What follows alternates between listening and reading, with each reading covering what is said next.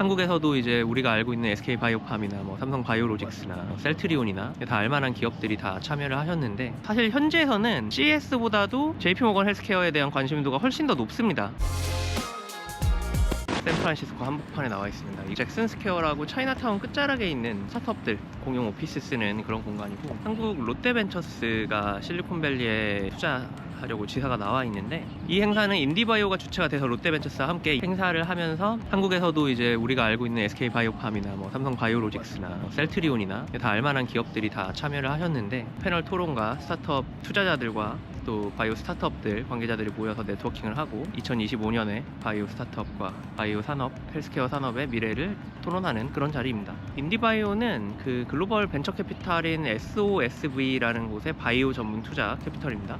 SOSV는 VC인데 작년 한 4월 정도 기준으로 현재 보유 자산이 1.5 빌리언이니까 15억 불. VC 치고는 굉장히 큰 글로벌 VC고, 인디바이오는 SOSV가 운영을 하는 바이오 투자 펀드의 브랜딩이에요. 사실 인디바이오와 롯데벤처스 이 행사를 하는 게 올해가 처음입니다. 실리콘밸리 롯데벤처스 사무실이 생긴 게 사실 얼마 안 됐어요. 한국 분들이나 동양인들이 많기 마련인데 90%가 현지인들이죠. 그만큼 좀 현재 녹아든 행사에 가깝지 않나 하는 생각이 들어요. 처음에 100명도 안 되는 인원이 참여할 것이라고 생각을 하고 준비를 했는데 한 250분 정도가 등록을 하셨다고 해요. 중요한 건 이 행사가 그 JP모건 헬스케어의 부대 행사 중에 그냥 하나일 뿐입니다. CES만큼 뭐 12만 명이 오고 뭐 이 정도 사이즈는 아니지만, 부대 행사에도 수백 명이 몰려가지고 네트워킹을 하고 투자 기회, 펀딩 기회를 찾으려고, 사업 기회를 찾으려고 하시는 거 보면 얼마나 지금 JP모건 헬스케어와 헬스케어 바이오 산업에 대한 관심도가 큰지를 알 수 있겠죠. JP모건 헬스케어 컨퍼런스라고 한국에선 유명하지 않지만 실리콘밸리 현지에서는, 그리고 미국에서는 굉장히 큰, 그리고 세계적으로 가장 큰 그런 헬스케어 컨퍼런스가 1월에 샌프란시스코에 열리는데, 이게 역사가 사실 오래됐어요. 이름처럼 JP모건이 하는 거죠. 올해 43회째로 제가 알고 있고,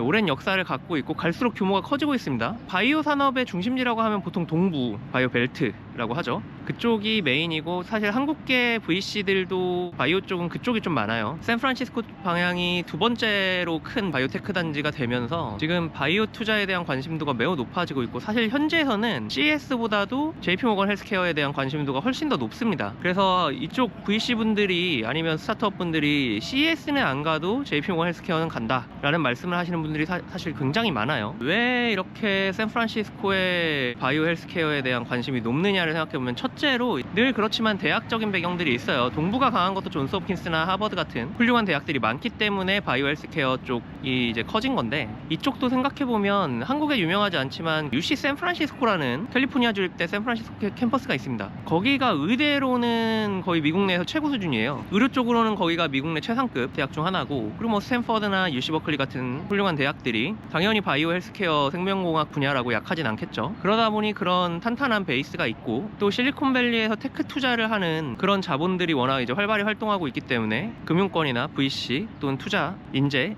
이런 환경들이 갖춰진 상황에서 AI가 발달을 하면서 AI 기술과 바이오 헬스케어가 결합을 하면서 기존 컴퓨터, AI 테크와 헬스케어가 떼놓을 수 없는 관계가 되고 있는 겁니다. 그러면서 갈수록 이쪽에서도 실리콘밸리에서도 바이오 헬스케어에 대한 중요성이 높아지고 있고, 실리콘밸리인들 입장에서 CES는 가면 그렇게 신기한 게 없어요. 늘 보고 있는 것들이고, 그리고 대기업들은 여기 벤처 캐피탈들의 투자 대상이 아니잖아요. 그렇기 때문에 CES를 가더라도 유레카 파크에 있는 스타트업들을 보러 가지 대기업들 전시를 보러 가지는 않습니다. 사실 그건 너무 성숙한 기술이기 때문에 이제 벤처 캐피털이나 아니면 스타트업 관점에서 이렇게 주목할 만한 그런 사업들이 아닌 거죠. 반면 바이오는 정말 신약 개발에 성공하거나 새로운 헬스케어 기술이 탄생했을 때 시너지가 굉장히 크고 기대 수익률이 굉장히 높은, 뭐 반면 리스크도 크겠지만 그런 요소들이 있기 때문에 벤처 캐피털들이 투자하기 정말 좋은 요소들이 많고, 또 앞서 말씀드렸다시피 기술과 헬스케어가 융합되는 과정에서 또 다른 기회들이 이제 생겨나고 있기 때문에 많이